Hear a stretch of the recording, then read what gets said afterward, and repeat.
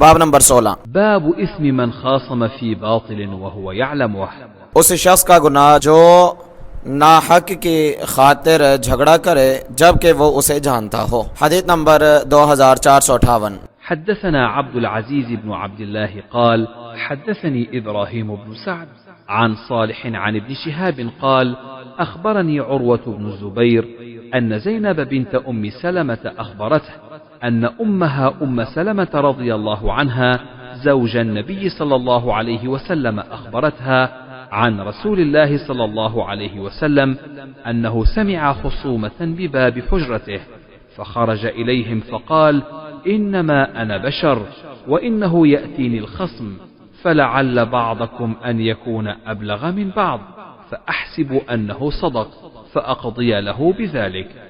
فمن قضيت له بحق مسلم فإنما هي قطعة من النار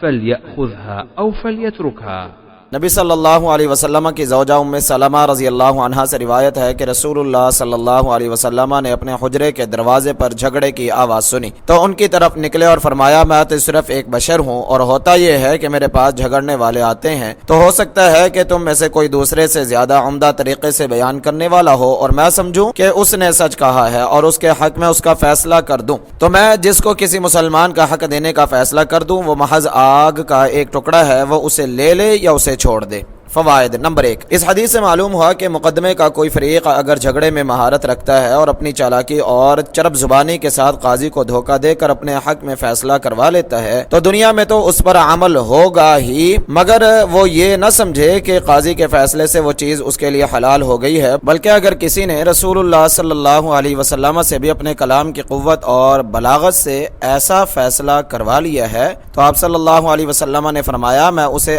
آگ کا ٹکڑا کاٹ کر دے رہا ہوں۔ اور اصطلاح میں اسے اس طرح ادا کیا جاتا ہے کہ قضائے قاضی ظاہراً یعنی دنیا میں نافذ ہوتی ہے، باطناً یعنی اللہ کے ہاں آخرت میں نافذ نہیں ہوتی۔ اگر اس نے دوسرے کی چیز کا اپنے حق میں فیصلہ کروا لیا ہے تو قیامت کے دن وہ باز پرس سے نہیں بچے گا۔ نمبر 2، کچھ لوگوں نے ایک شرعی قاعدہ بنا رکھا ہے کہ قضائے قاضی ظاہراً و باطناً نافذ ہو جاتی ہے۔ اس کا نتیجہ یہی ہے کہ قاضی کے فیصلے کے بعد یہ جانتے ہوئے بھی کہ یہ میرا حق نہیں، لوگ بے خوف ہو کر دوسروں کا حق ماریں گے اور اپنے جھوٹے گمان میں سمجھیں گے کہ ہمارے امام نے کہہ دیا ہے، اب اللہ تعالیٰ بھی ہمیں اس ظلم پر نہیں پکڑے گا۔ اس کی کچھ تفصیل کتاب الحیل اور کتاب الاحکام حدیث نمبر 7181 میں آئے گی انشاءاللہ تعالی۔ نمبر 3، اس حدیث سے واضح ہے کہ رسول اللہ صلی اللہ علیہ وسلم عالم الغیب نہیں تھے، ورنہ آپ جانتے بوجھتے ہوئے اس شخص کے حق میں فیصلہ کبھی نہ کرتے جو جھوٹا ہونے کے باوجود اپنی چرب زبانی سے اپنے آپ کو سچا ثابت کر رہا ہے۔